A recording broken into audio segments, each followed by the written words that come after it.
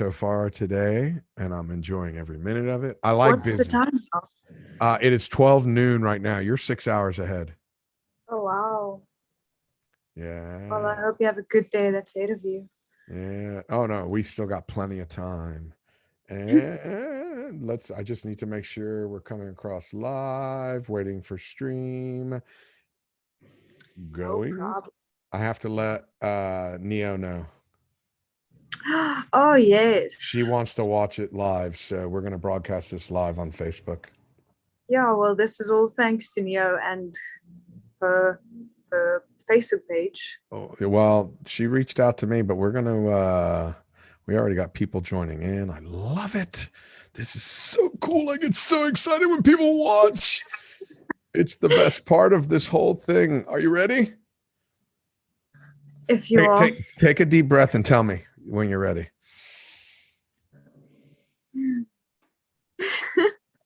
All right. You just need to, you just be on a, be on a good vibe, and then I'll be on a good vibe too. Okay. Just let me know when you're ready.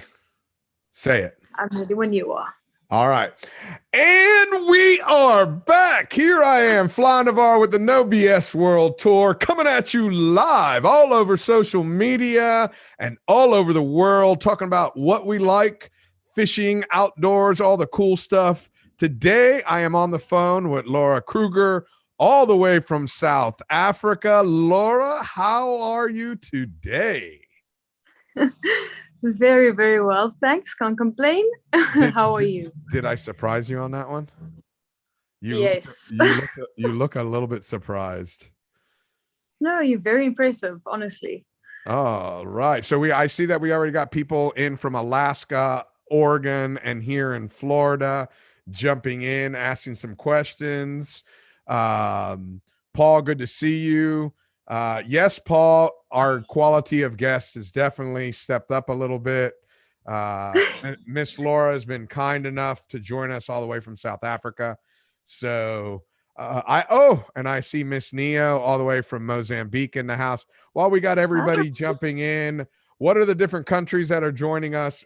We have a good representation of the African continent. But on that note, let's get Laura to tell us a little bit about herself. Laura, could you let everybody know where you are from, who you are, all that kind of good stuff? Well, I am Laura. I'm from Paul. So it is in South Africa. I think most people will know Cape Town, not really Paul, where I'm from. And I'm an amateur angler. Basically, I grew up in Paul, and my dad's always had a love of angling and fishing, and he used to do a bit of competitive angling just from the coast.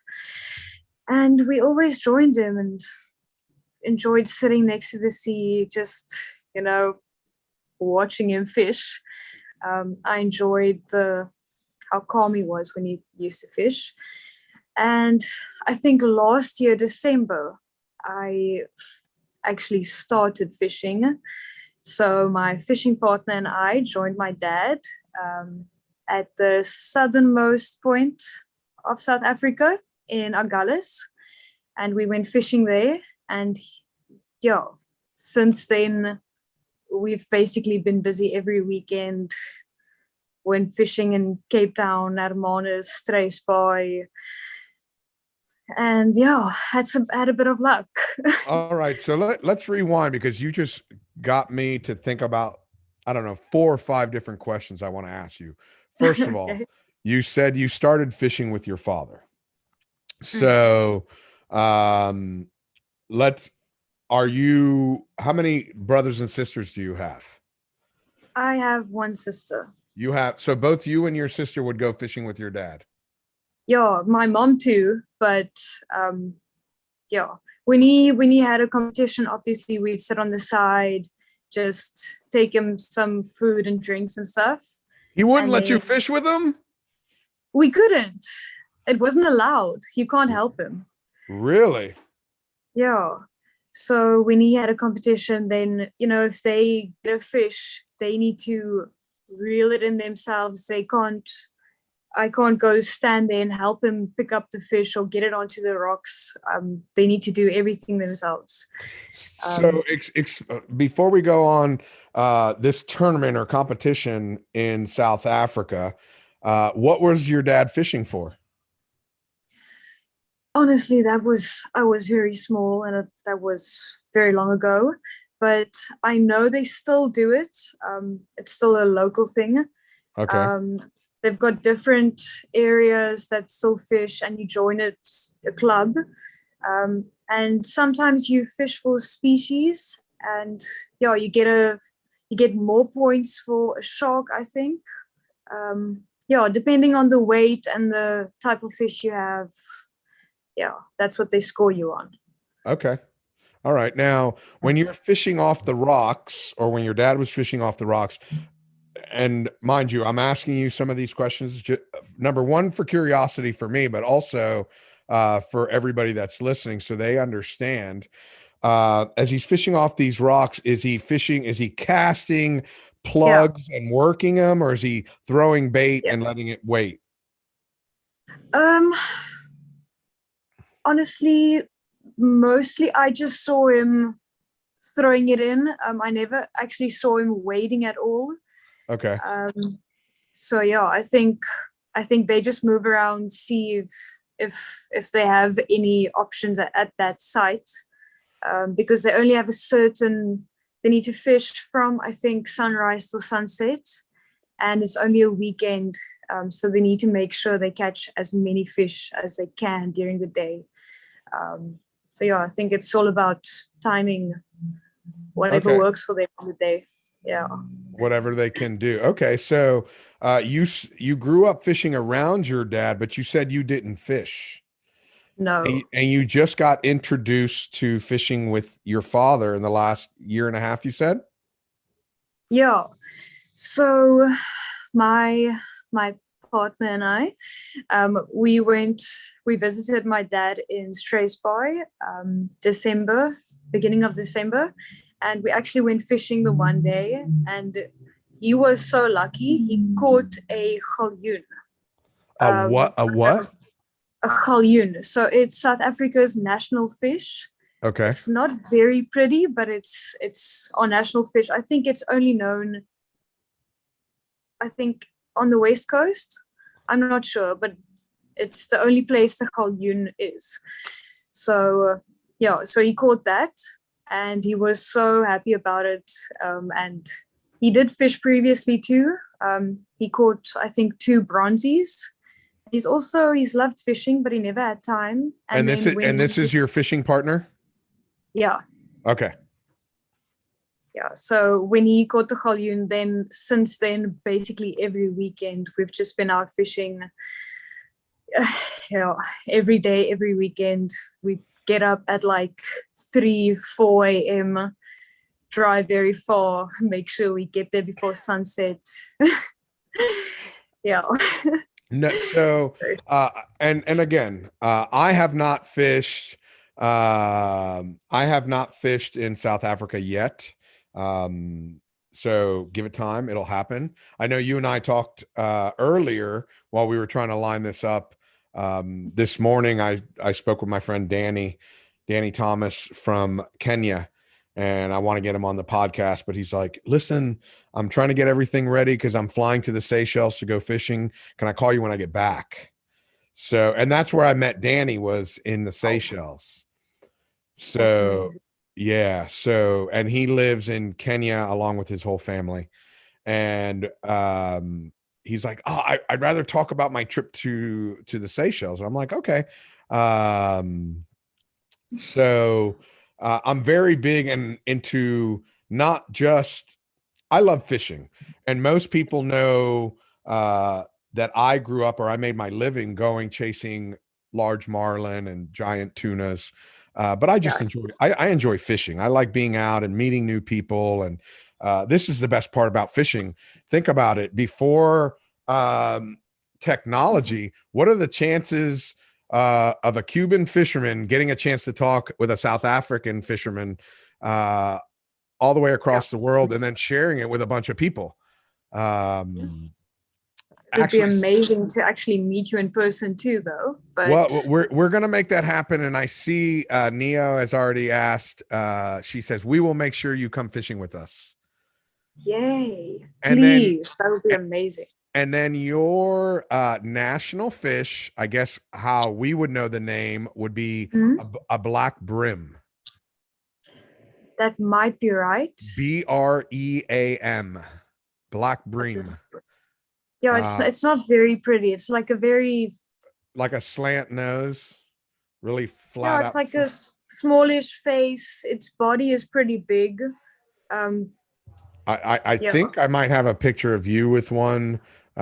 When Neo reached out Uh, to me, I went I've ahead. I've I've got a picture with a steenbras and a cob. I've never caught a galjoen before. That's next on the list. That's next on the list. Let me see if I can find your picture. I got way. Oh, there it is. Is it that right? Oh, hold on. I don't want Yeah, everybody seeing that. that's the. I think I don't know if they have two names for it. So it's a wit steenbras or it's a pig nose grunter. Okay. Yeah, That has a slopey nose. it's got a very funny little mouth. Yeah, exactly. Now, how did you catch him? What are you Afrikaan So name is a Hal. steenbras. Okay. Neo's typing up on there. So what did you use for bait to catch this? Tell us exactly, Uh, because by the look of the picture that I was sent, you guys were like surf fishing off the beach. yeah, yeah. So most places we actually go are actually just on the beach. Okay. I find it better because we don't have that much bamboos. I don't know, seaweed. Yeah, you don't get stuck in that. It's not a fun time having to reel that in. My back just wants to break. Yeah, I'm very unfit still, but hoping to gain a bit of fishing muscle. But yeah, that It's steenbras, that was caught in Hermanus, or basically Stanford. So it's about like 2-3 hours drive from where I live. uh-huh. We drove there, I think, at 3 in the morning. And on the way there, we got a flat tire. It was not a good morning. It was raining. Yeah, it was, but luckily, as we got there, obviously it was a bit of a delay, but we got there like just before 8 after everything we had to go through. And I was literally the only one that got a fish. I don't know, was just beginner's luck. And yeah, we caught it with a bloodworm. A bloodworm. Yeah. All right. So you got a bloodworm, you threw it out there and you just let it sit for a little while and it ate it. It wasn't even there for long. As Really? soon as, yeah. So honestly, I always enjoy, I don't like putting the fish, the rod into the, what do you call it, the sand stick, the sand spike. Yeah, I don't like just leaving the rod, honestly. I like standing and feeling the line, feeling what's happening. So I was standing there and I was setting the drag, and I kept on saying something, it feels like something's pulling this. But the tide was pretty strong that day, and they were like, no, it's the tide, it's just pulling back. And I kept on just setting the drag and it just kept on going, but just slightly. You could just feel it was moving slightly. And then I just left it after a while, and then they came back and they actually felt in the line and they said, we have a fish on it. So I was reeling, just taking my time, and I was expecting a little baby shark or something, and that thing came out. So I was very, very shocked. It wasn't a fight at all. Now, as far as what I know about brims, they're very tasty. Did you eat them? That one, no. Why not? I actually just, normally we catch fish, and I think because we were like on a roll, we didn't even think about like keeping them, taking it and braaiing it. Yeah. So did you let them go? We actually like just gave it to a friend. Well, Yeah. that's good too. Yeah. Um, So normally we do take it, to braai because I don't know if you know what braaiing is. It's like barbecue, but South Africans are really heavy on braaiing. really? Yeah. So put the fish on the grill. But yeah, this one we just left. Yeah. Uh, We were just expecting for more and it never came. But yeah. Still, it's awesome. That's the best part of it. That's the best Yeah. part of fish. So for people that are new, and I'm going to ask some questions I may have an answer for, some I don't. But one thing I want people to understand a little bit about the history and what you guys do as you go fishing in South Africa. So when you're on the beach there, are there a lot of people fishing? Some spots, yes. Especially we go a lot in Cape Town, so it's actually known as a pretty dangerous place. It's Makassar or Makassar. And whenever we go there, it's fairly busy. You go there when it's still dark out and you can see all the cars just lining up. Yeah. Really? Just to go People fishing? love, yeah. All along Cape Town, when you drive, I think since COVID, because fishing was actually one of the only legal things you could do. Because we couldn't go on the beach, we couldn't go outside. You basically couldn't go walk on the beach even or swim, but fishing was allowed. Wow. So that is also one of the main reasons why we got our fishing permits and we started fishing. So yeah, So you December can holidays. so you can Yeah. get out of the house. Yeah, like December holidays, all our friends had to sit indoors and we could be next to the beach and fish That's legally. awesome. No, that's awesome. Here in Florida, where I live, there was when we were first locked down, it was one of the we were allowed to go fishing, we were allowed to go hunting, we were allowed to go hiking. Wow. Yeah, we were allowed to do hiking out in nature. The county that I'm in, we weren't allowed to put boats in the water to go fishing, but if your boat was in the water, you can go use it. So if your boat is basically docked or somewhere, you can just go get on it, You can go but you get on can't it. drive it in. You can't put all the ramps were closed, and the reason the ramps were closed was a lot of the weekend people were putting their boats in the water and then going hanging out at the sandbar. And then before you know it, there's 5,000 people on top of each other on the sandbar drinking and carrying on. So the state said, okay, Sandbar. yeah, you've never seen a sandbar before? Like a sand, like a bar, like No, a well, we call them a sandbar. So anywhere where the water's shallow. like a sandbank. Okay. Now Okay, I you get it call it now. a bunk. We call it a bar, Yeah, yeah. where you push your boat up onto it, and everybody Yeah. just kind of walks around or swims around, and you hang out. Oh, Yeah, and okay. like on the weekends, you go hang out at the sandbar, or the sand bunk, what you call them.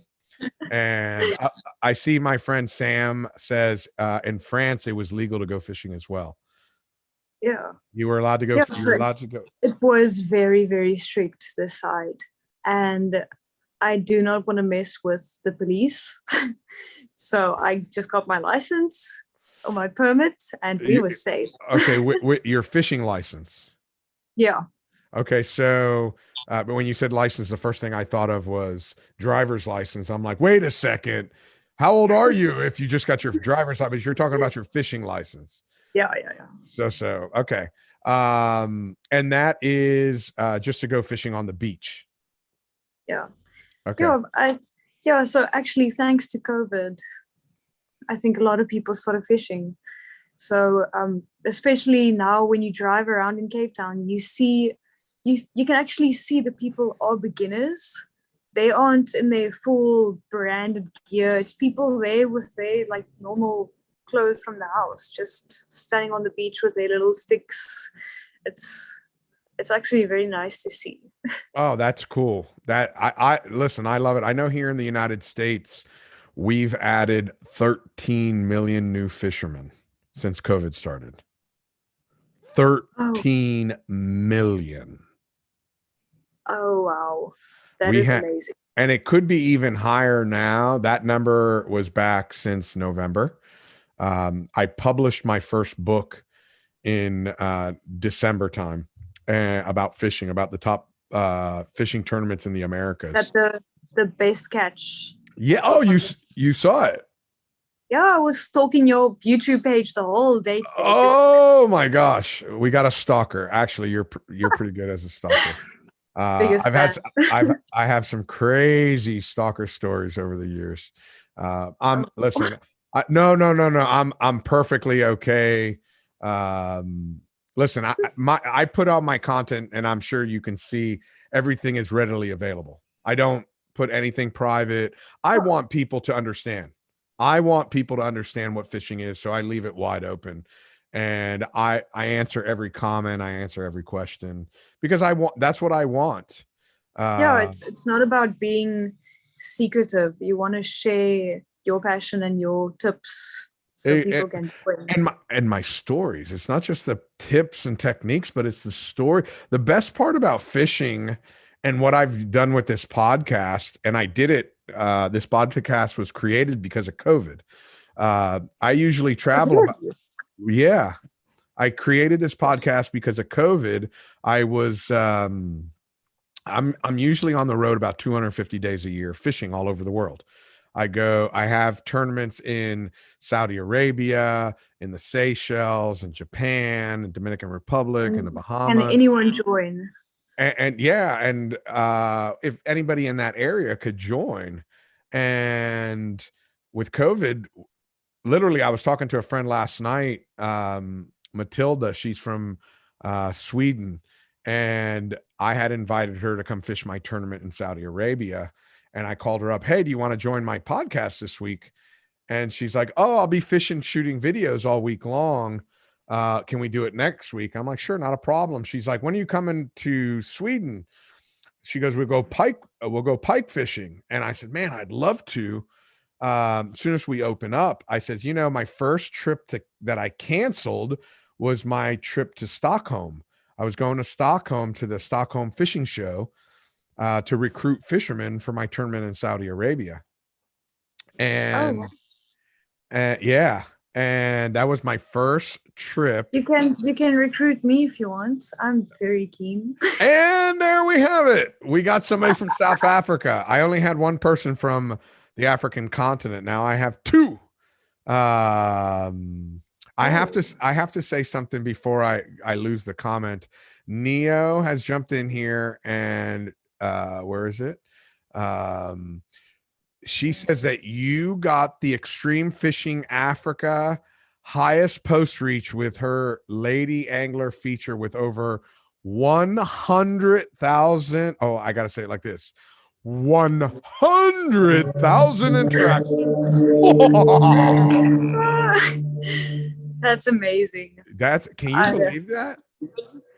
I'm still very shocked because I went through her page and I was wondering why would I be getting likes and stuff. She's posted some amazing content on there. So I'm very confused, but I'm very thankful. Now, listen, I don't on certain things when you bring something up as a topic, you need somebody to second you, and then you put it out for votes. I think we should bring Neo on the podcast. That'd be amazing. Can I have a second? I've never met Neo, so I want to actually meet Neo. Okay, so we have a second, and I think we should put it up to a vote to everybody watching live right now. Who thinks that Neo should be on from Extreme Fishing Africa should be on the podcast? Raise your hands right now. I see one raised hand right now. Keep it coming. Keep them coming. That's what I like to see.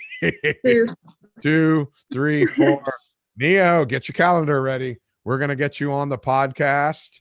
Has Neo ever been on here? No, actually, it was very funny.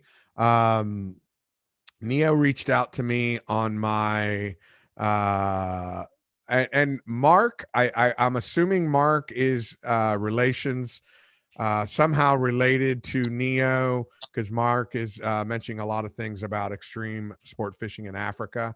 So, Mark, if you can let us know what your relationship to Neo is, that would be great. But Neo reached out to me on my Facebook page, on my company Facebook page, not my personal fan page. So she reached out to me and said, "Would you mind sharing this on your company pay or on Fly Zone Fishing?" And Fly Zone Fishing is my promotion company. It's the company that I use to promote fishing all over the world. That's my biggest thing. It's and I named my company after me so that people knew who the company was. Everybody calls me Fly, and the name of the company is Fly Zone Fishing. I was actually, that was one of the questions that I had. Your name is actually Robert, and then it's Fly. So Fly is just a fishing. Just...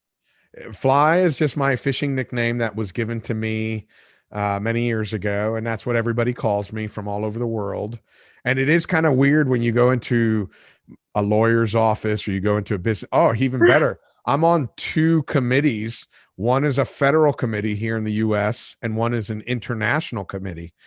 And my nameplate on everything is Fly. Nobody calls me by my real name. Fly. Yeah. So it's, but people remember my real name is Robert and people forget your real name if it's just Robert. But when you walk into somewhere, now we got it. Mark is Neo's fishing partner and partner in Extreme Fishing Africa. So Neo, I'm going to leave it up to you. We can have Neo in by yourself, or we can bring in Neo and Mark, or we can do two separate. It doesn't matter. Yeah. I would love to hear more about Extreme Fishing Africa's. I would like to as well, because I have a lot of really good friends in Africa right now, in Cape Verde. And I was supposed to go fishing with them last year as well. And I have a wonderful, beautiful airline credit that I'm waiting to use to go to Cape Verde to go blue marlin fishing. But I'm just waiting for everything to open up. How did you get started with the marlin fishing? It seems like it's very hard. So this is how I got started in marlin fishing. When I was 19 years old, I was in college. I was studying to be a teacher. I have a degree to be a high school teacher. Never used it. I have a friend of mine that I worked for in high school. His father was a boat captain, and he says, "Hey, what are you doing this summer?" I said, "Well, I'm just working, saving money so I can go to school. And then during the day I go fishing." And he goes, "Well, do you want to come to Mexico with me? I need a deckhand." And I'm like, "What?" And he's like, "I need a deckhand and you speak Spanish." And I'm like, okay. I said, "But you don't have to pay me. I'll go for free." And he says, "No, it's a job and I'm going to pay you." And I'm like, I would okay. do the exact same. What's that? I would do the same. I would just go. I would just go for free. And he's like, "No, it's a job." And I went. And once people knew I spoke Spanish, it was like an open ticket, because I speak two languages. And some of the best bill fishing in the world is in and around Central and South America. So very shortly thereafter, I ended up going through the Panama Canal for my first time. I've since gone through the Panama Canal 11 times. Wow. And I've gotten the opportunity to fish Tropic Star Lodge in Piñas Bay in Panama. I fished Costa Rica. I shortly, back in the late 90s and 97, I moved to Venezuela, and I lived in Venezuela for 4 years, and got to witnessed some of the greatest bill fishing ever imagined in Venezuela. Some of the stories I tell people all the time. I saw a pod of killer whales teaching a pup killer whale how to hunt a leatherback turtle, and they literally sat there with this. They sat there with this leatherback turtle. By the time we came up on it, we saw them play with the leatherback turtle for 20 minutes before the big giant male came up and bit it in half, and they all finished eating it. Oh wow. But That's it was amazing. fishing in Venezuela was like that every day. I one time we were sitting there, my captain saw some birds and says, "Hey guys, get ready, I see some birds up there." And we looked and we pulled up on these birds. It was like 4 little white birds picking on the water. You can see they were picking on some kind of small fish. We got up and we realized it was a whale shark, and there was a small school of sardines, baby sardines, maybe 2 to 3 inches at most, and the school of sardines was maybe the size of a half of a football. Wasn't very big. And what was happening is these little blackfin tunas that were the size of a football, and I'm trying to get this on camera, the size of a U.S. football, jumping on the back of this whale shark, trying to eat these sardines that were hiding. And we're like, wow, how cool is this? And as we passed by this whale shark, next thing you know, we get covered up. All our baits got covered up by white marlins that were sitting underneath the whale shark, eating the sardines that were falling off, or eating the blackfin tuna that were falling off. So as soon as we passed them, we hooked up with 3 or 4 white marlin. So we're fighting the white marlin, and next thing you know, it's like, hey, where are the birds? So we all start looking around. Oh, there's 3 pods of birds, where it was just 1. Now there's 3. So we look and it's 3 whale sharks. So go pick the one you want. So we go buy them, and next thing you know, we get covered up again with 4 or 5 white marlin, and we fight them. And every time that we would catch our fish, we look for the little white birds again. They're little terns, white terns. And every time we release our fish, you look up, now there's more pods of killer whales. So what started as 1 killer whale, by the time we finished, as far as the eye can see, it must have been 15 or 20 pods of birds on top of killer whales. And I can't remember what we caught that day. Maybe it was 25 or 30 white marlin, but they were all off of these whale sharks sitting on the surface. Do they feed on the sardines, or no? They were feeding on. I'm not sure if they were, because they normally feed on plankton. Yes, that's what I was wondering. Why would they be there with the sardines? Well, they're up on the surface. They are probably, and I'm just assuming. I was young back then, but I was just assuming that they were probably feeding on something on the surface that the sardines were feeding on. And then the sardines were being ambushed by the tunas, so they found a place of refuge. And they were eating, they were just hiding on top of the whale sharks. And then the white marlin figured, oh, look, if I sit down here, we just get free sardines as they fall off. So were you on this? So it wasn't like a normal boat, like a charter for guests. It was more like a fishing charter. Well, I was crew on that boat. I worked on that boat for 4 years, and it was a private individual who owned that boat. He paid us to take him out fishing.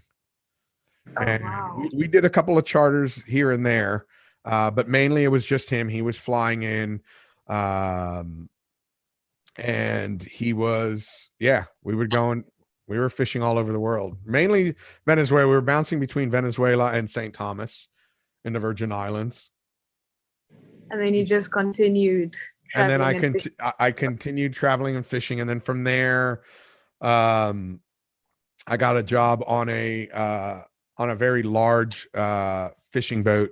I say large, it's normal size now, but at the time it was large. It was an 80-foot sport fish, and they were looking for somebody that was bilingual. And I got an email back in the day of, and I don't even know if you're old enough to remember dial up. We had AOL dial up, and I still have that AOL email account only because it's so old. It's the AOL email account is like 25 years old. And they said, hey, this guy's looking for a deckhand that speaks 2 languages. We recommended you. So I was ready to move out of Venezuela and buy a house, come back. I was tired. I would come home one time a year for a month, and I would always sleep on my friends' couches. And I got tired of it. I'm like, I'm a grown man. I was 27 at the time. I'm like, I need a house. And I was saving up my money for the 4 years I was living in Venezuela. So I came home and I bought a house. And the first thing I did is I took this job, and I proceeded to travel for another 20 something years. It is amazing. So I hope to see you in Cape Town soon, though. I think we're going to end up putting together some kind of trip by the look of, and Neo's been commenting. We listen, there, Mark is saying there's epic bill fishing in South Africa and Mozambique. And I'm watching all the comments. Oh, Sierra Leone's in here, and hint, Mozambique is open. Perfect. Mozambique is also so beautiful. I have some friends. I actually reached out to a friend this morning from Mozambique. I saw him comment on one of my Instagram photos, and I'm like, where have you been? You need to jump. You need to jump on my podcast and let's chit chat. Let's talk about some of the stuff you do. Please, I want to see what they do in Mozambique. Oh, the fishing they have in Mozambique is phenomenal. Phenomenal. They have great blue marlin, black marlin. I have a connection. He's a doctor. He's a marine biologist I want to say he's out of Spain, but he does all of his studies. He does all of his studies in Mozambique. And Neo made a very good comment. Fishing will take you places, and it will. It's taken me all over the world. Since December, we've honestly met so many people. One of the guys we actually met, he's very well known in Cape Town around all the areas we fish. And he's been fishing for 27 years. Wow. So it's like, yeah, I basically say this guy is my new father. We're just he's training me. How does that make your father feel, though? My father is basicly going his own direction. So is he not? Is he not competition? Is he not supportive of your fishing? Oh no, he is. Okay. I think he's a bit jealous, honestly. Oh, well, tell him in 2 years you'll teach him how to do it. I'll teach him.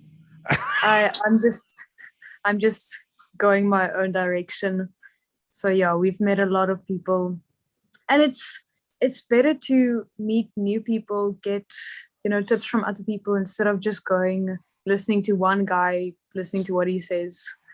I think you learn more, and we've made so many mistakes along the way. That's the best part, though. Yeah. Making mistakes is the best part. Yes. That's what I love about it. So I'm going to tell you this. So when I quit working on boats and I started my company, I get invited to fish a lot of places, and I never say no. I never, ever say no. If somebody says, hey, will you come here? Absolutely. The 2 questions I always ask is, what's the best time of year and what's the airport code? Those are my 2 questions. So I can figure out what's the best way to fly there. And then also try to figure out not only what's the best way to fly there, but what's the best way, if I'm going to go so far, how do I try to tie in a bunch of fishing trips in at once? So if I'm going to go all the way to South Africa, I might as well go from South Africa to Mozambique, Kenya, and go up the coast and fish, because the hardest part is just getting to Africa. Yeah. So I have a lot of companies fishing companies and rod and reel companies and so on and so forth that, hey, I want to give you this lure. I want to give you this fishing rod. And I'm like, listen, I'll take it, but I don't think I'm the best person for you. And they're like, well, why? I go, because I don't travel with any tackle. The only thing I travel with is my cameras. And So you travel and just get new. like what? Do you travel and then you get new rods and reels wherever you go? Or No. And it's so funny because the look on your face is perfect, because it's one of those things that people always ask me all the time. When I go to South Africa to go fishing with you, the last thing I want to do is bring my rods and reels to fish how I fish here in the United States. I want to go to South Africa and fish how you fish in South Africa. yes. I want to learn how you fish. So Yeah, it would be, to me, I feel it would be a little bit arrogant to go and try to fish how I fish. I want to go and fish how you fish. And I want to learn how they fish where you're fishing. And now, mind you, if I go a couple of times and we become really good friends, I may say, hey, listen, what you're doing is cool, but if you change this a little bit, try this and see how it works. But I never do that on my first. I go and I want to learn. And I've gone places where how they fish is they hand line. So I go and I hand line. Or I might go casting, or I might go popping, I might go jigging, I might go live baiting. However they normally fish, that's how I want to fish. Because I want to learn. And not just that, I bring my camera so I can show the world how you guys fish in South Africa. I want to go there, and then I want to learn how you guys fish. I want to go to the local fish market. I want to see how the commercial fishermen are doing it. I want to learn how fishing is in South Africa, in Mozambique. It doesn't do me any good to show you how to go everywhere in the world and do the same kind of fishing. Now, while I'm there, I end up sharing my knowledge, but what it does for me is I end up learning how to fish in all these new places. Yes. And so I can imagine it differs. Oh my gosh, it differs everywhere. I go to Japan and I learn how to fish there, and I go to Australia and I learn how to fish there, and I go to Saudi. And everybody, you share information, but I don't want to go and just say, well, that's not how I fish. That would, again, to me, that's very arrogant, and I don't want to do that. I want to learn. It's a great sport, and we all do it different ways. And I know when different fish and different tackle and different water temperatures, so I can imagine it's so different, and it's so awesome. It's so awesome to learn these, and I forget what they're called, and I'd have to text or call somebody from my friends from the Seychelles. There's these kind of rod and reels that they use. They're from South Africa. There's it looks like a giant fly rod, and there's no gears to it. It's a 1-to-1. So when a fish is taking the line, it looks like a Cuban yo-yo with a handle on it. And it's the greatest thing in the world. And it's a lot of work. But I've enjoyed it. They do all their bottom fishing on it. Yeah, it's great. No, I'm still new to the game, so I'm still using the basics. So what now? Explain to us, like, if you're going to go fishing, today's month. Did you go fishing this past weekend? I can't even. Yesterday was the weekend. Did we go on Friday? We went on Thursday. I think I spoke to you the previous day, and then we went fishing, and that's when I caught a shark. So I think we assume it was a big bronzy. I think it's a bronze whaler shark. Okay. But it didn't want to turn. It just kept on going and going. But I managed to get a hammerhead. Did you really? Yeah. So explain to us what your tackle looks like just so we can get an idea, one of your fishing rods and how you set it up. Okay, so the rods we have are just all assassin rods. Okay. So I've got a 12-foot, and then there's a 14-foot and a 14-foot and 6. Is it 14-foot 6 inches? I'm not sure. Yeah. But yeah, mine's a 12. And then I don't even know what brand reel I have. It was just some random one we took. But then other rods have pen reels on, and not sure what the other one is. But yeah, I normally fish with braid. I don't know, I just prefer the braid, and it's also very nice to throw with the braid. It just feels like it's smoother. And then yeah, normally we have choka. Don't know if you know what choka is. What is choka? It's like a squid. Okay. It's white squid choka. Choka. And yeah. Now, choka is in Afrikaans? Choka is Afrikaans. Okay. Yeah. Okay. So I think it's just squid. Not too sure, but yeah, that's just what we call it. And then we do fish with mullet, so liveys. Yeah, basically liveys most of the time for the cob, and shark mostly they prefer the liveys. Okay. What do you do with the sharks? Do you keep them, or they always go back? Okay. They always go back. Yeah, so shark is next on my list. I did get the little hammerhead the other day, but I still want to get a nice, like a big, proper shark. I just need how big? What do you consider a big proper shark? My size. So if it's like taller than me. Tall. Okay, so you're looking for a length, not a weight. Yeah. Okay. Yeah, I think length would look more impressive. So yeah. Okay. I want to get a nice. The biggest one I've ever been a part of, we caught a 771-pound tiger shark. What's that in?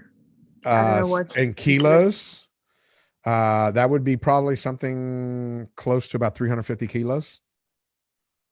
Wow. And it was 11 foot 11 inches.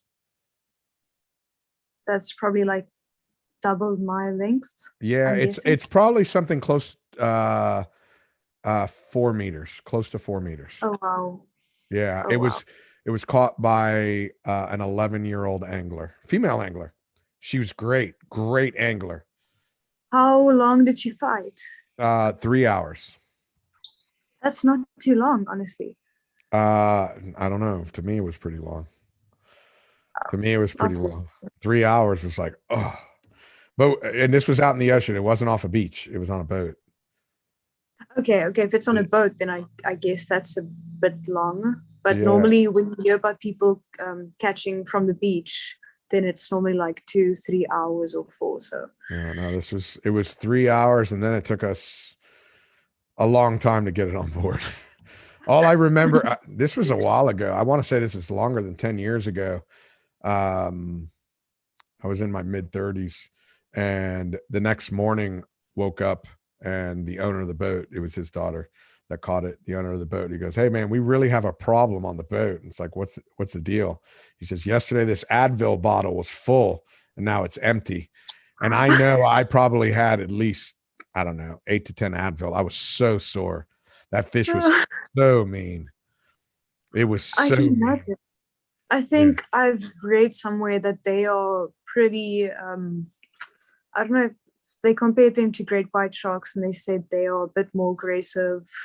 So I can imagine it was quite a fight, quite a struggle. It was an incredible fight.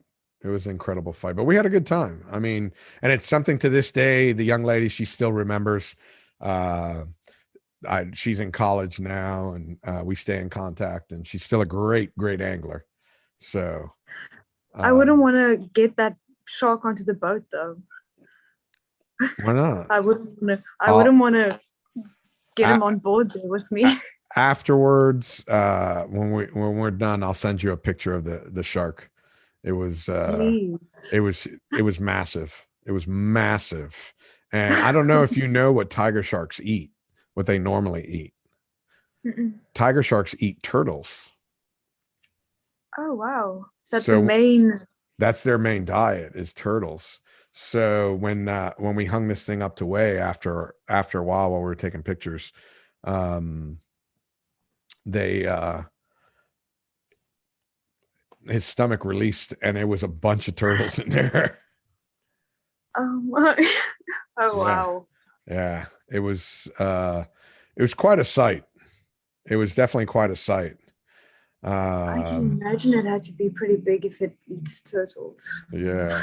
Well they have to start from somewhere. They start little and they work their way up. Oh my word. No. Yeah. I was imagining them. I thought they maybe eat other sharks or something. Oh, wait a second. We've been joined by a very close friend of mine, my nephew, Tarzan Miller, who does like you fishes a lot off the beach. He does a lot of fishing off the beach. He catches sharks and pompano and stuff like that. And I fished with him on Friday. We went wade fishing. So he's 11 years old and he's quite the surf fisherman like you are. Oh. I will have to make an introduction. Are you on Instagram? I am, but I barely use Instagram. But I will get more active on Instagram soon. Okay. Well, we'll have to make you active so people can follow you. What's your name on Instagram? I think it's just Lara Krueger _. I think Okay. it's just that. So I am private. Um, So they have to so yeah, request to follow you. yes. They should So see it says South Africa in the bio. But it, I'll it should go, it, I'll go. you'll have to put some pictures up there. You're a world famous angler now. You're a world famous I'll, angler. yeah, I'll I'm go wa- post a fixing picture and then I'll go comment on your Instagram posts okay. so you can also see me. And then if you do that, I'll tag you in the picture I shared of you last week when Neo reached out to me. Uh, you're already on there on my company page. So I was letting everybody know about the outstanding fishery in Africa. Yeah, I wish I actually knew more about South Africa, honestly. But aren't you originally from South Africa? Yes, but I feel like you're not interested that much in where you're from. You want to, learn more about other countries or so yeah. I I can think I I think can I can get that because I've spent so much time traveling the world that I've realized there's a lot of states I haven't been in and I haven't fished here in the United States. So I'm always looking to expand.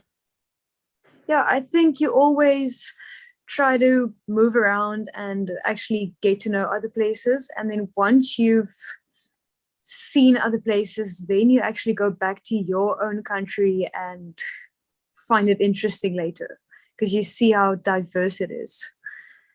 So at That the moment, I'm still like, eh, honestly, it's beautiful and everything, but I want to see some other places and then I'll be more interested again. that's what Instagram is really good for because you can look at all of these fishing places and all the pictures and then decide where you want to go.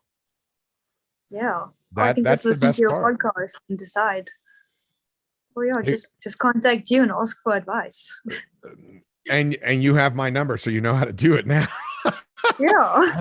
I have a lot of people that do that, and I quite enjoy it. To be honest with you, I love helping people out. Oh, I want to go fishing in this spot. Oh, I just so happen to know somebody. So Yeah. So I you have know a someone in Cape Town too, so you need to just let me know where I should go next. well, I know people in Cape Town, Mozambique, Kenya. There's all kinds of places you can go, and you don't even have to go that far. And I listen, you uh Cape Town, I think it's Cape Town, has a direct flight. It might be Johannesburg, but direct to Seychelles. Yeah, I don't know if Cape Town has. They It, might it, have, it might be but from Johannesburg. yeah, and it's only about like I think it's an hour's flight or something to there, so it's very fast. That's easy.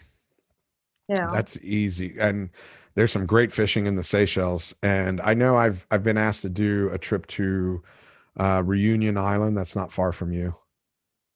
I've heard of that before, but I've It's never in the actually. it's in the Indian Ocean. Oh wow. Yeah, I'll go it's go some search. it's you need to check all these places out. You really, I mean, just check it out and look at it to see what you like. And then you can start developing your own, kind of way you like to fish, because there's so many different kinds of fishing. Yeah. And then you can, like me, luckily for me, I've done 30 years of chasing billfish, and that's what I'm good at. But I like all kinds of stuff. I grew up snook fishing, which is inshore. Oh, snook. Are you familiar with snook? Yeah, my dad used to go catch snook a lot. I Okay. just remember all the cuts on his hands from their teeth. I grew up snook and tarpon fishing, and then went bill fishing because that I was able to make money off of it, but I enjoyed it. And who doesn't like going out and catching 500 and 600 pound fish? Yeah. And then it opened up the door for me. How long do you normally take with like a marlin? To catch them, the fastest I've ever caught a marlin or been a part of was 29 seconds. From a boat? Oh, from a boat, 29 seconds. He Yeah. made a mistake and we caught him. And then the Did longest he I've just done. jump into the boat? Well, what he did was he didn't jump against the boat. He just started shaking his head on the surface, stuck his head out and started shaking his head from side to side. And before we even reeled anything up, we just grabbed the leader and got the release. So you wait for the fish to make a mistake, and then you go from there. And the longest? 6 hours. I've had 3 fish over 5 hours. One of them was 6. And are you hooked onto your rod, or so I was never the angler in any of them. I was always the deckhand, and it's a team effort. Fishing on big boats is a team sport. Everybody has a job. Okay, so you actually just somebody needs to run the boat. Somebody needs to prepare all the rods. Somebody needs to reel in the fish. Somebody needs to wire the fish. Somebody needs to gaff the fish. I'll send you some videos so you can see it. It's pretty interesting. Actually, I just grabbed the video somebody posted. Actually, they posted like 4 years ago, but it was us giant tuna fishing in Canada. And it was a fish about 800 pounds, and they were in the chair and I was the wire man. I'll send it to you after the podcast. I think I saw videos previously, and I was wondering why everyone was on board and trying to get this fish, because I always thought it's just one person trying to actually get it. So it's a team effort. It's a team effort. It's a team. So growing up, I played a lot of team sports. I played football. I ran track. And once I graduated, I missed the team aspect. But I fished since I was 6 years old. And once I started traveling and chasing billfish, I realized it's this team sport. It's 3 or 4 people minimum. And a lot of the competitive sailfish tournaments here, some of the teams are 10 people strong. Oh, wow. Yeah. I never knew that. So that's actually very interesting. It is. No, for me, it's great. And that's what I enjoy about it, is the team aspect of it. Yeah, because you need to be able to communicate while you're doing And it's so funny you use the word struggling, because it's really not a struggle. If you use your tackle properly, they design all of our tackle as levers. So if you're struggling, you just need to adapt what you're doing. And it's funny because Neo said something in the comments that women anglers is growing. And for me, one of the things that I enjoy teaching female anglers and children, because they listen. Men don't listen. And men think it's all about strength, and it has nothing to do with strength. It all has to do with leverage. And if you learn how to work the levers, it's easy. Yeah, one of the comments, I also saw a guy, and he just said you need to be patient. And yeah, obviously with some fish, you need to take your time and just, reel it in. But with other, you just need to keep the line tight. Like I said, yeah. It's a matter of being patient and know when to put the appropriate amount of drag on it. And it's like anything else, learning what you're capable of and what your tackle's capable of. When you know what your tackle is capable of, you can push it to the extreme limits. And that's why your knots, your terminal tackle is so important, because you need to know if you have 20-pound test or 20-pound tackle, you want to be able to put all of it to use when you have to.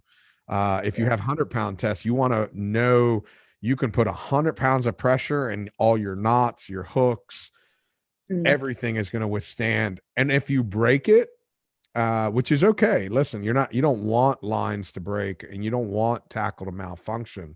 But if it does, and it breaks because you put the maximum amount of pressure on it, then you want to know, okay, then you remember it. This is the feeling of that amount of pressure. Yeah. So then the next time you do it, you can apply that kind of pressure to it.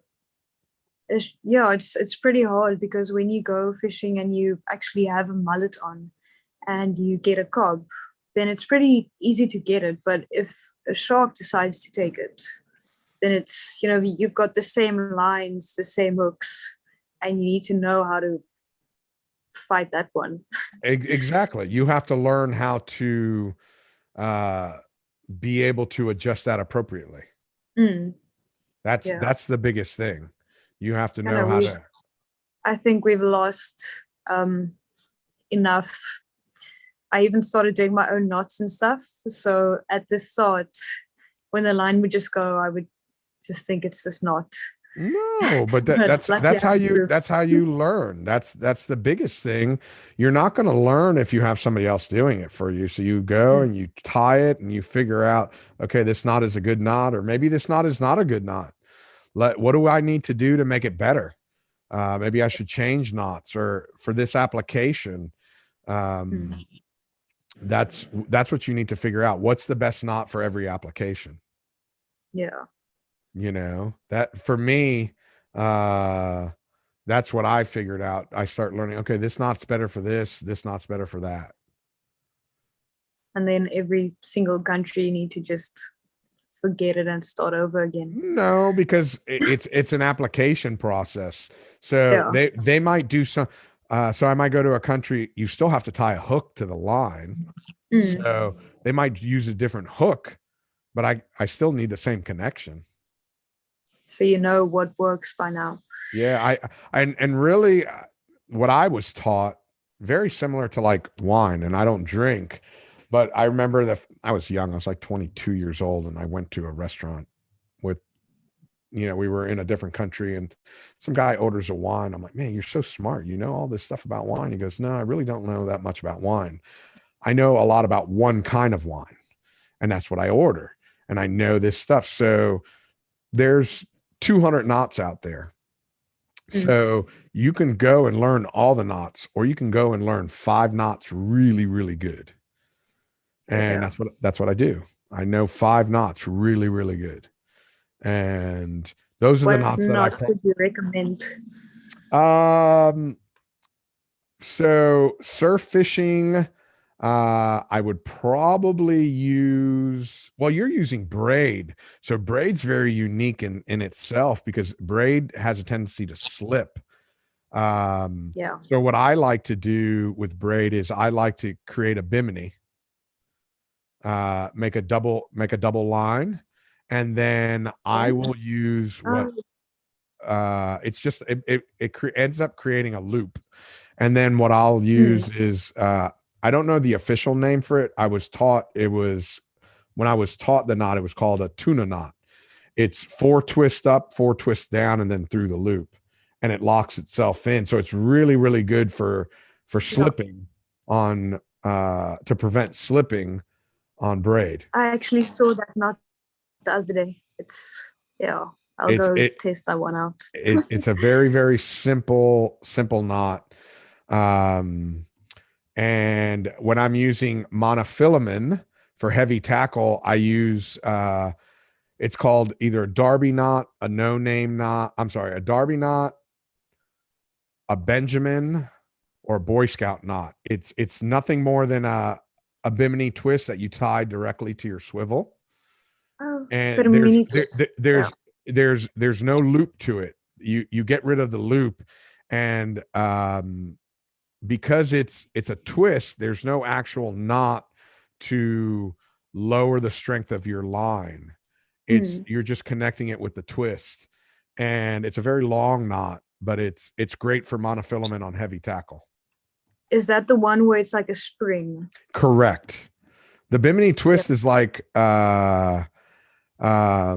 it's like a spring. It's same thing with the Darby knot. Wait a second. We're having some.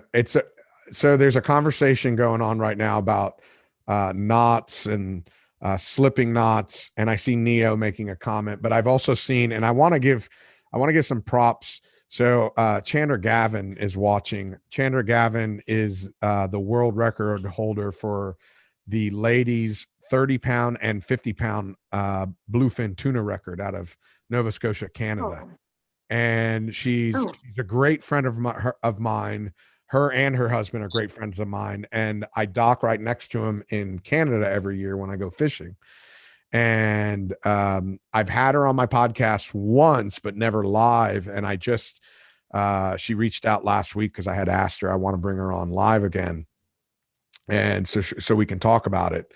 But she's on a previous podcast, but I want to talk to her again, especially considering that Canada's been closed for a year, and we're hoping it's open for next year. So I just want to talk to her a little bit about some of her world records, and her daughter has a junior angler world record as well.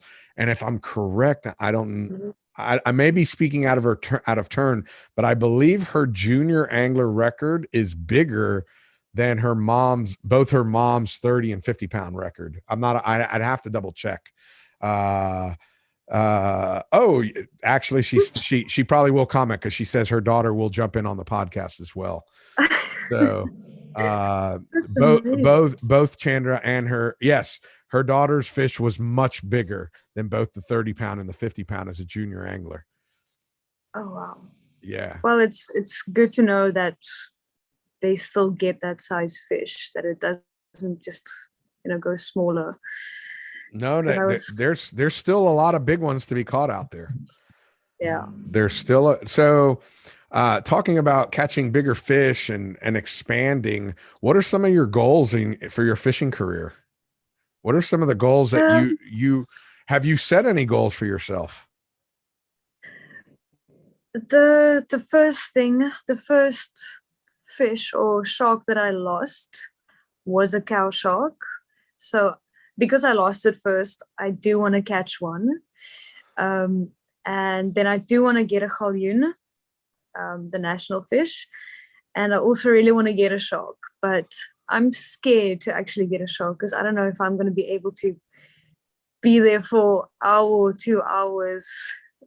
So you're not afraid. You're not afraid of the shark. You're afraid of the fight. Mm-hmm. Why are you afraid of the fight? my back is just my back's gonna hurt. Okay, no, that makes need sense. to need to get back in the gym and then I'll be able to do it. So here's the thing. Usually the back, now I'm not going to tell you not to get back in the gym because it's all about strengthening muscles. But if your back is hurting, you're probably holding something wrong. So if you're holding everything properly, and I know when we get with bigger tackle, it's your harness, how the harness is connected Yeah. and all that stuff. So you might have to look for a harness to be able to hold the rod better, to hold the reel, how you have Yeah. it set up. So I that actually need to get so a it doesn't proper. put any pressure on your back. Yeah, I need to go get a proper like supportive belt. Exactly. So that in the long run, that will help you. So yeah, the back is one of the things, but one of the arms. So a lot of times when I see people with back problems, it's because they're bending at the hips and not bending their knees. If you bend your knees, it keeps your back straight and won't put any pressure. If you bend at the hips, then it'll hurt then it'll definitely hurt your back. Yeah, I've actually seen people sitting when they try to reel in. If it's really A big not fish. easy, they go sit on the ground and they just lean back. That's that. Those are all things that you need to think about so that when you are on a 2-hour fight, it's not going to hurt you. Yeah. So that's why I'm not in a rush. I like going when I need to go. And I think this weekend we are actually going to look for, what do you call them? They've got a big funny nose. Don't know what the fish's name is now anymore. Mosselkraker? Not sure. But it's, we're going to go to Struisbaai again and see if we can catch that. So when you go to the beach and you set up, do you like set up camp? Do you like bring some chairs and have a cookout? Yeah, so luckily all the places we've been, you can actually drive fairly close to where you need to be. So we can basically see the car and walk to the car very easily. And then some spots like in Cape Town, you can fish straight from your car. So in Struisbaai, you need to walk a tiny bit. But then we take camping chairs, we put them down. You listen to music during the day? Not really. I just sit there and I watch and try to be in the moment. Attentive. Yeah. Yes. So I think somebody might have asked this question, but I'm not 100% sure.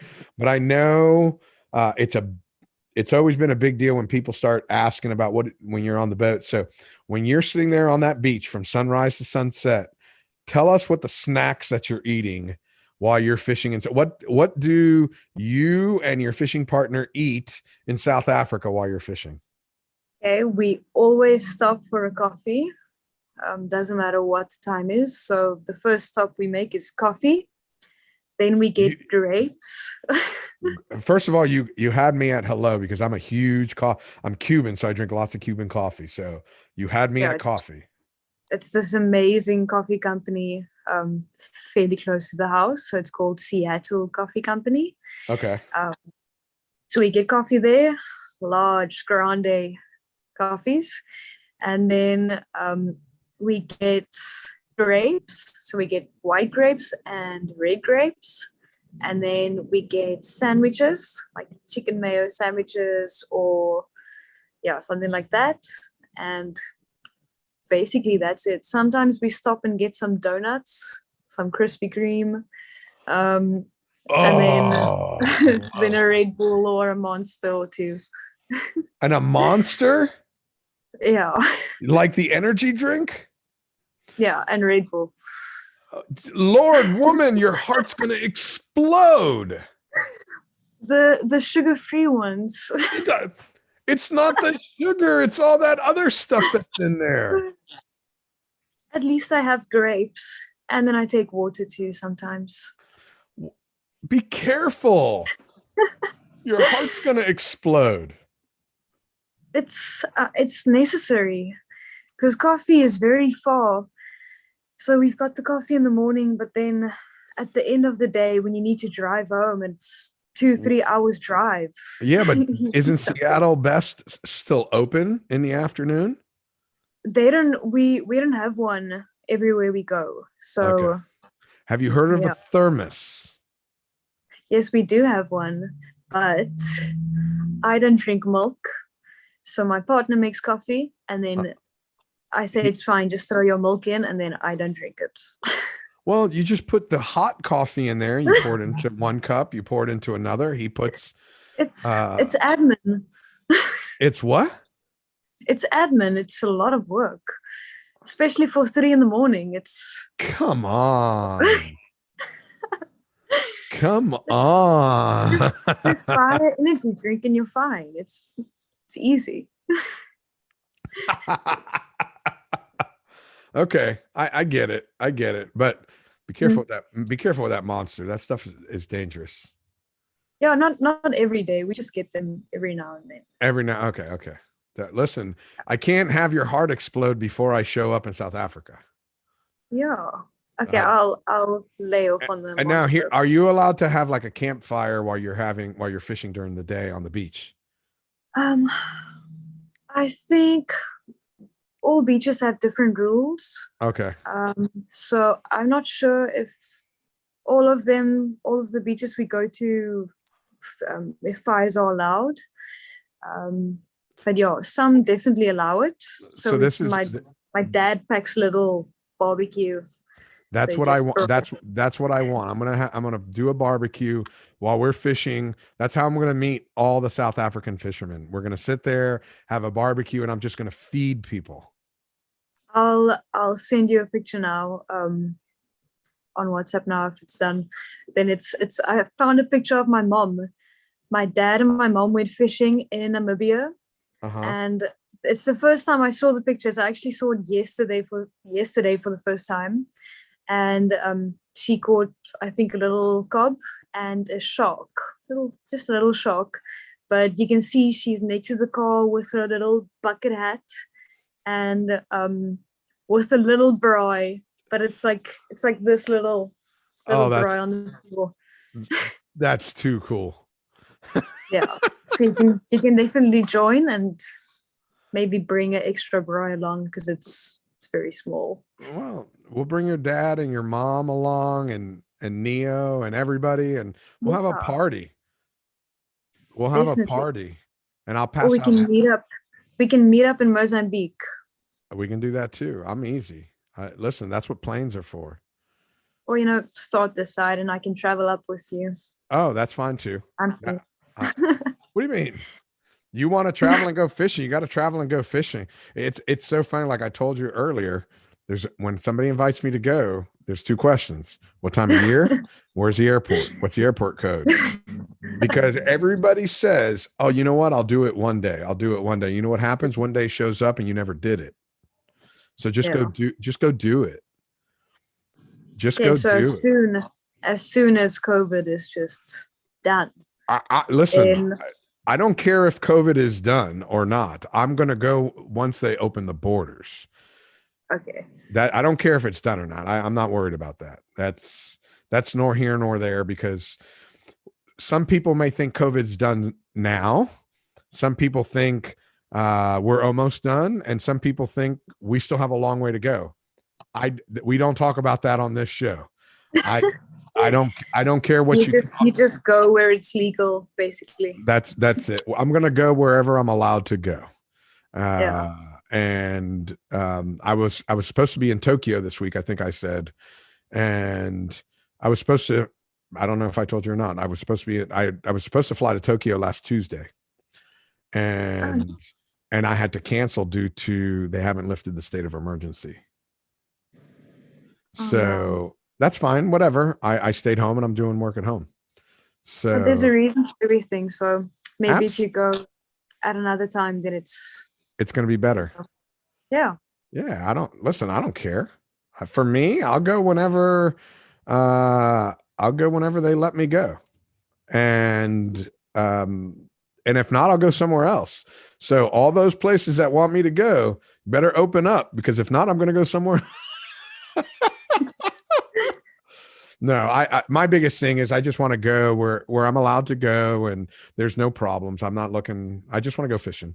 I want to go fishing and meet people. And whenever South Africa opens up, and I believe by looking at the numbers, I think Africa's done very, very well overall. I don't know if the borders are closed now. I don't think it is. Yeah, I don't know, but it's for me. I'd have to. I don't know if there's a direct flight. You know what? There may be a direct flight to Johannesburg from the United States, but if not, I'd have to connect through Europe. And Europe is closed. I know for a fact I see a possibility. Yeah, no. Listen, I've already studied and researched all of this to get down there. So, I have a friend of mine. He owns a farm down there. The guy that I fish with on the Great Barrier Reef, he has a farm down there. Wow. Yeah, he's a farmer. His family's been in the farming business forever. So yeah, farming is pretty big this side too. Yeah, I can't remember if he said he has citrus or sugar or both. I can't remember. I've never heard of a sugar farmer, but we definitely have citrus. So I've been informed. Hold on. Beep, beep, beep, beep, beep, beep. We have breaking news. Passport, COVID test, and a flight ticket is all I need. Woohoo! Yes, ladies and gentlemen, we are wide open to go to South Africa. Okay, I'll come pick you up at the airport. Yes. Just let me know when. We got to figure this out. We got what now? And you guys are Southern Hemisphere, so right now we're going into your winter. Yeah, winter is basically starting now, but it's you're in fall right now. Yeah, winter is more like July. Yeah, okay. So still nice weather. I just need to make my plans accordingly. I need to know I have to bring a jacket, maybe bring my rubber boots because it's cold. I don't want cold, wet feet. Then I'll have to drink more coffee. That's very, very important. I got to stay warm. Do you own a thermos? I own a lot of thermoses, and I will bring them. Just bring me a spare one. Yeah, we can do that. I can even get one with my name on it. See, I have an insulated cup right here with my name on it. That is a massive cup. Yeah, it is. If I can drink that much coffee, we're all in trouble. And anybody that wait a second, hold on. Wintertime brings the Crocs, the Cuda, and the huge Wahoos. And look at this, passport COVID test is all I need for Mozambique as well. Looks like I'm doing a wintertime tour of the entire South African continent. I love it. Great. Yeah, listen, we're ready to go. I love it. Now I just got my friend Scott Edgar from Alaska. He's saying Alaska is wide open as well. So I'll tell you what, places are opening up. And, it's funny. We talked about how this is how the podcast started. And this is how it was COVID. And there were so many people and so many places that people didn't know where they can go fishing. So I started with my 2 phones in my front yard. And I would just talk for a couple hours every day and tell people what places were open to go fishing. That's how we started that's how we started the podcast. And then once we moved it inside, and I started bringing in friends to talk about fishing from all over the world. Oh, that's actually very cool. So when did you start? I started 10 days into COVID lockdown. Because I don't even know when. Well, let's when put that it. is Let's anymore. see. So we evacuated from the Dominican Republic. I put on a. Oh wow! Look at everybody jumping in. The No BS World Tour saved our life during COVID. And Paul from Connecticut. I still have the original podcast. Uh, I do. Everybody's chiming in right now. So let's see. I had a tournament in the Dominican Republic on I want to say it was like the 10th, 11th, and 12th, or the 11th, 12th, and 13th. And then we flew home on the 14th. And I was supposed to go to Stockholm. And then from Stockholm, I was supposed to go to Saudi Arabia. Yeah. And that's when they shut down travel to Europe. And so I went and got everything ready. I'm like, okay, we're going to be shut down for 2 weeks. I'm just going to stay in my house for 2 weeks. After 10 days, I was going stir crazy. I'm used to being around a lot of people. So I said, you know what? I'm going to go in my front yard because everybody's on social media, passing around Yeah, bad info. people were going crazy on their People phones. were going crazy. And I say crazy, being at home, people were afraid. Then I started seeing a lot of information that was contradictory to itself. And it wasn't my job to tell you what the truth and what wasn't the truth. That's not my job. I don't care. But I saw a lot of information that was contradictory. And I have a lot of friends in the fishing industry. So what I was trying to do, like here in South Florida, I mentioned that our boat ramps were closed. So I had connections with the marine industry here in South Florida and Central Florida, North Florida.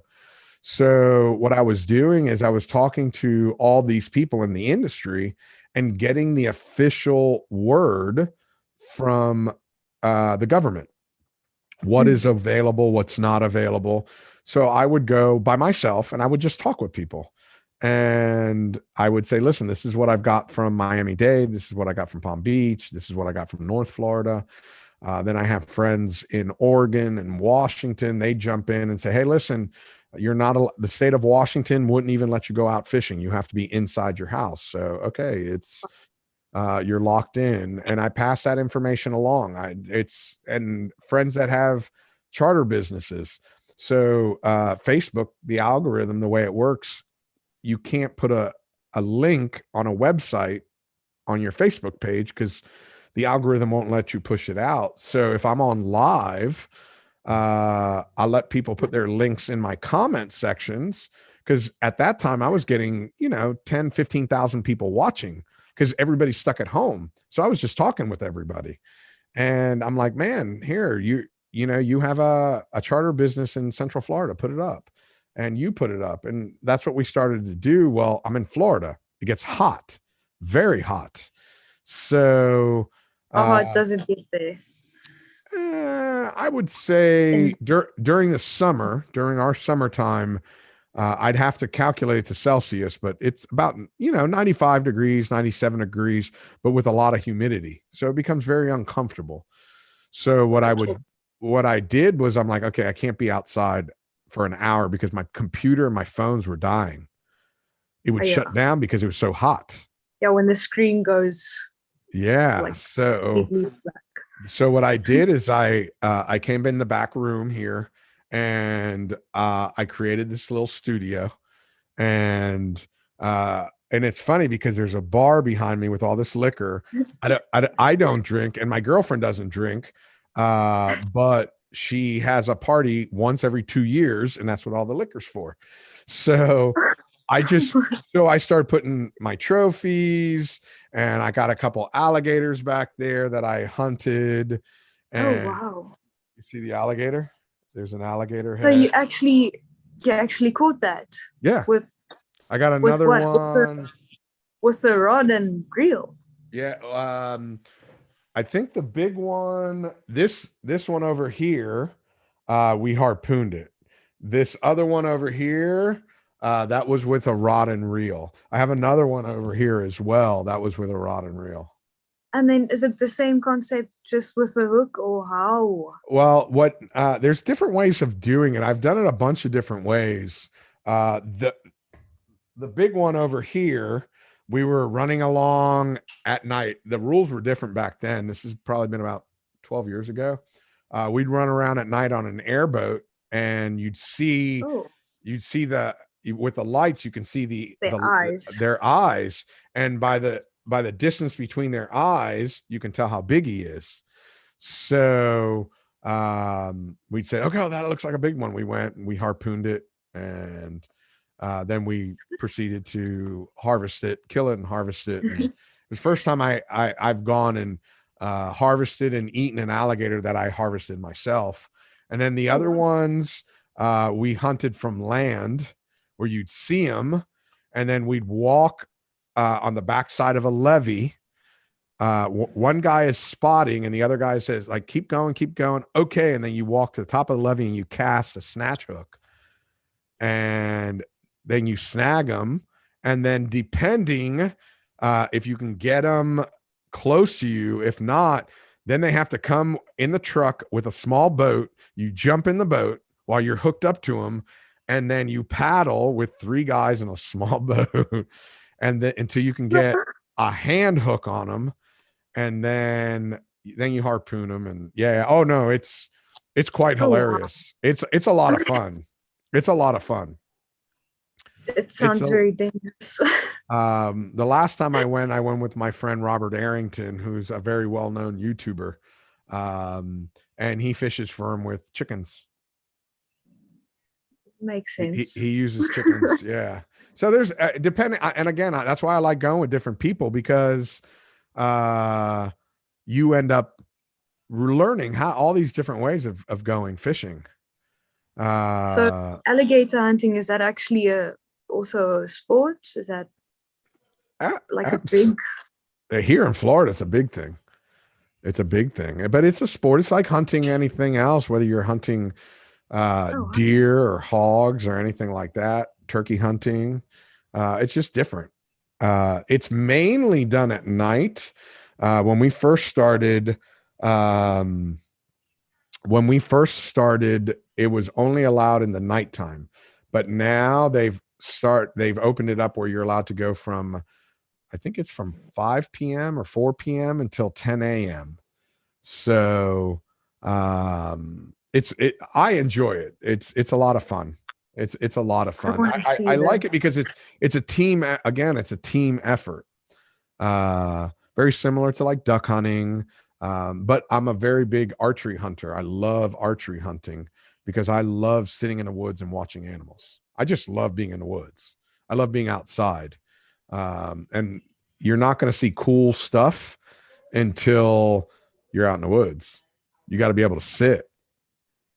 Wow. So that's that to me is the fun part about all of it. I never knew. So you're into any type of I just like being outdoors. Yeah, any kind of catching, fishing, hunting.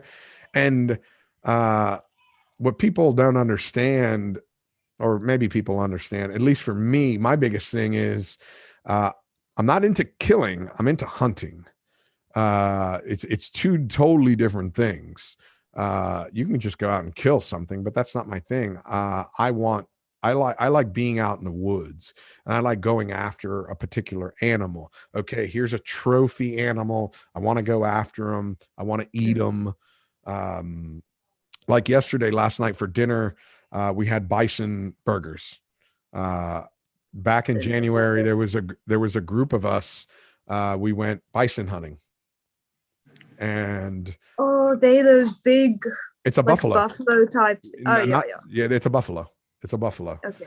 So I did not personally harvest one because there was 6 of us. I put the trip together, and I'm like, what am I going to do with a 1,000-pound animal? There's only 2 of us in the house. So I said, guys, if it's okay with you, can I just scrape 20 pounds of meat from all of you, and we're good. And that's what I did. I came home with 120 pounds of meat, and I got some cool pictures with my friends. I took all the pictures. I documented everything. And I was just happy to hang out with my friends, and that same group of us, we're going turkey hunting next month.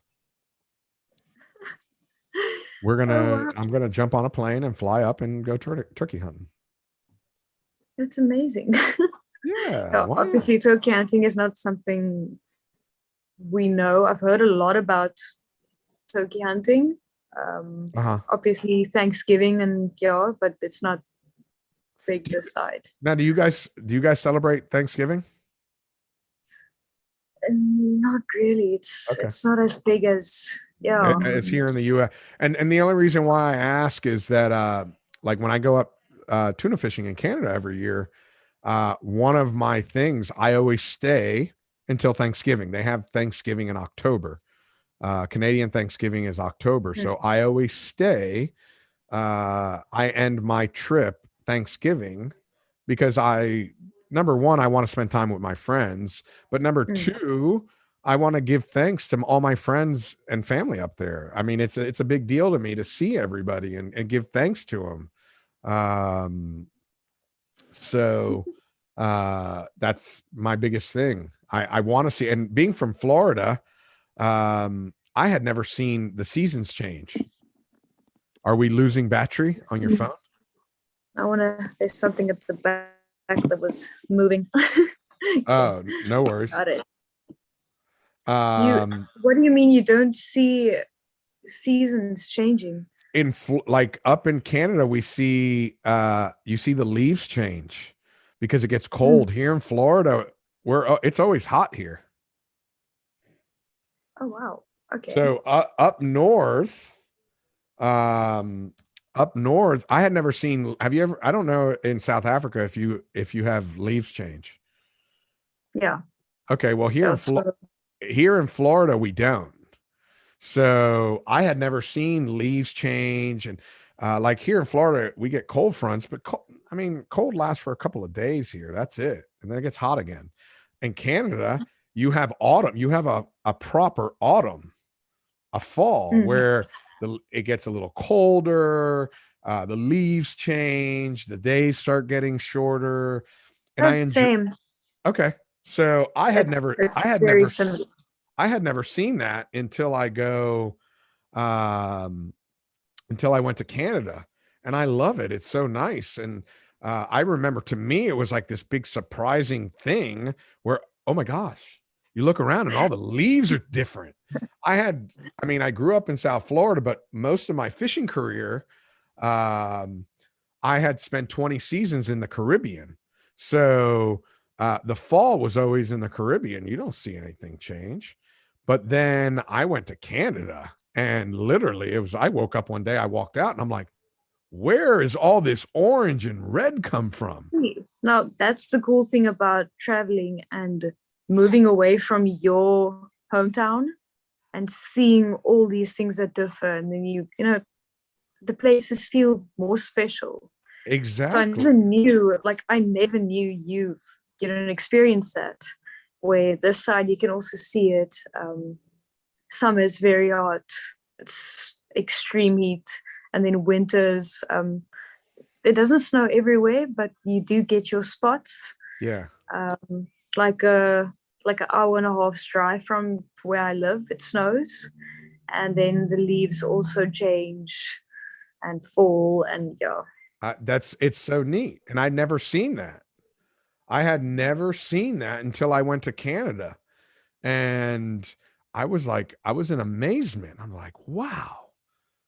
And I mean, I went up there for the fishing, but I got to experience a lot of things. I mean, I got to experience the change of seasons, watching it get cold, some great friends. I mean, I have some wonderful friends, and I love the fact that I still see Chandler's watching, because it's one of the things that I really look forward to is seeing my friends that I go up there. The town I live in is a busy town. It's a big city. It's not a big city like Miami or New York, but compared to a lot of small towns, it's busy.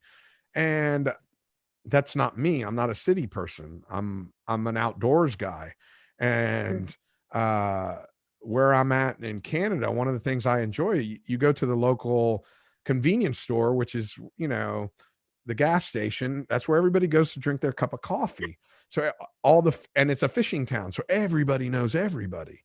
And in the morning, you show up to the marina, and everybody knows everybody. Everybody knows your name, and everybody talks, and everybody knows about their families.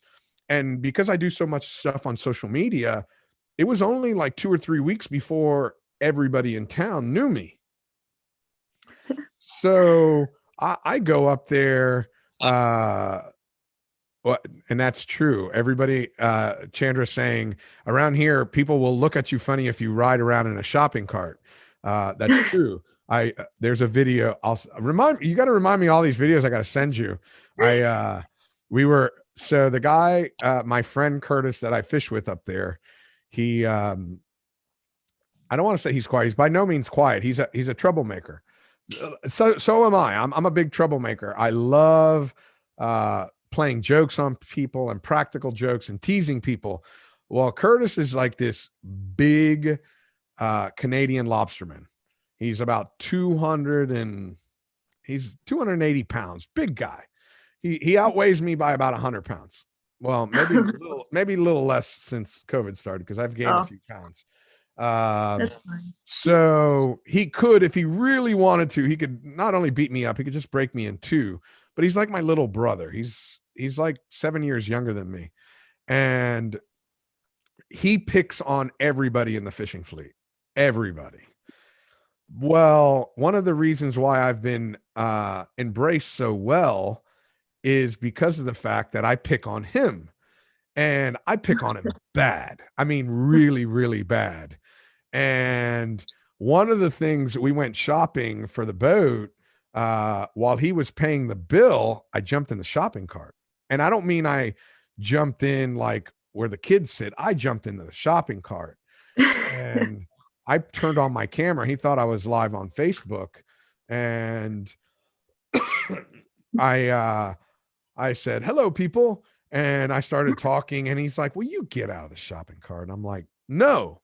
I'm like, come on, Big Smoke. That's the name of his boat. I'm like, "Push." And I'm like, "Say hello to the people." And he's like, "Hello, people." And people are staring at us. And I don't care. I don't live there. He lives there. Yeah, and it's this big guy that's, got a lot to say about other people and how they. And exactly. And here I am. I'm putting him. My chair's not squeaky, Corey. And sometimes my chair squeaks, but it's not squeaking now. So as we're going through, people are looking at us. I'm like, "Hi, people." And he's just shaking his head. He's like, "Really?"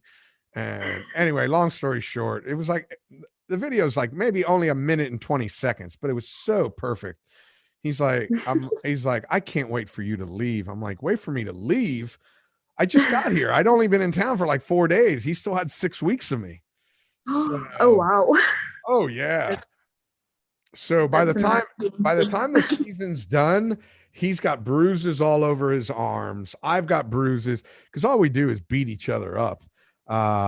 There's a picture of me somewhere in the parking lot where he's rolling me. I mean, just beating the living bejesus out of me. So yeah, it was a lot of fun.